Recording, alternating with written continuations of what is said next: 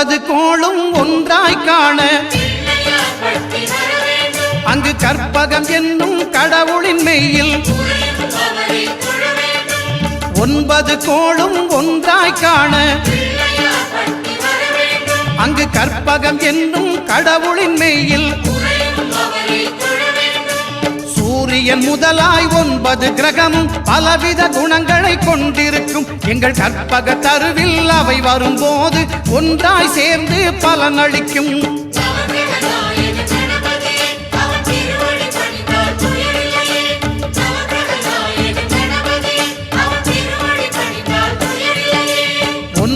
கோளும் ஒன்றாய் காண